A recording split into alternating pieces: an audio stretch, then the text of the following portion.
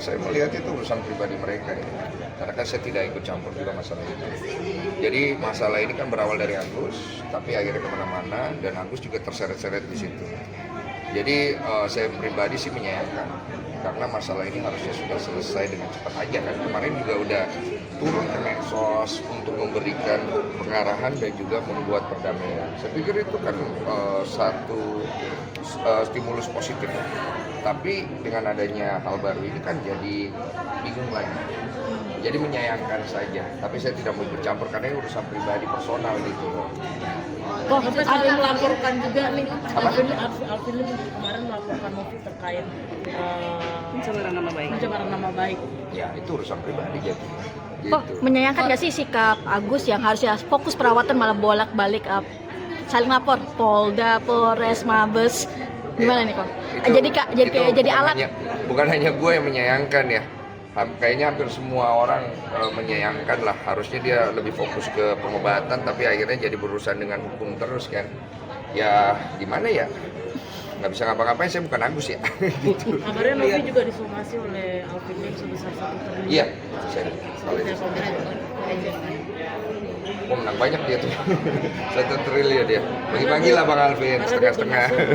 Aku sampai sekarang. Apa? Karena duit donasinya belum terus sampai sekarang, makanya mau somasi dan akan digugat ke pengadilan. Ya itu menurut saya hak hukumnya dari Agus dan Alvin Lim sebagai lawyernya. Saya tidak bisa terlalu banyak berpendapat masalah itu. Saya ini kan bukan Novi ya. Saya hanya berdiri di posisi saya aja. Biar Novi yang berpendapat masalah itu sih. Kodensu, tapi Alvin ini mempertanyakan semua asal uang itu Novi nih untuk yayasan itu, bahkan kayak macam-macam lah, germo dan sebagainya. Kodensu berarti gimana sih? Sampai anaknya juga dibully, Ya, tahu itu. Jadi kalau mempertanyakan, ini pandangan sosial aja ya. Saya berdiri sebagai orang yang melihat dari sosialnya. Jadi kalau dibilang masalah dia mempertanyakan uangnya datang dari mana, kalau di publik menurut saya kurang etis ya. Tapi lebih bagus dipertanyakan langsung, gitu kan?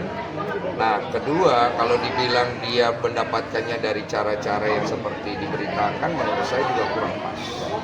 Karena akhirnya melukai perasaan orang dan juga bisa melukai profesi yang lain. Jadi aku pikir kurang pas kalau saya ya. Tapi kalau menurut Bang Alvin Lim itu pas-pas saja, ya nggak apa-apa. Karena kan itu hak beliau dan dia pasti udah tahu konsekuensinya. Dia pasti siap menghadapi kok, saya yakin.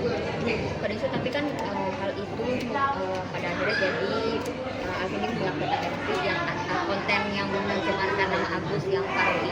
Ya. Gitu. Nah kalau parodi itu gimana menurut? Kalau parodi itu saya juga sebenarnya kurang setuju. Karena parodi itu tidak tepat juga. Tapi kalau dibilang bahwa itu tidak menyinggung Agus, ya oke-oke saja sih, karena memang di situ juga tidak ada mention siapapun ya. Saya juga setuju. Jadi kalau dibicarakan secara hukum apakah itu bisa masuk ke dalam unsur, menurut saya ya orang awam ya, menurut saya kurang bisa. Karena tidak ada objek yang jelas.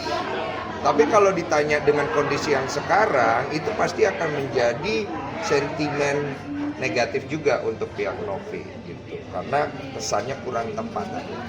Tapi kalau ditanya sama ego kita nih, ego ya, kalau ditanya ego pasti kita seneng gitu ya. Karena kan emang udah kesel gitu.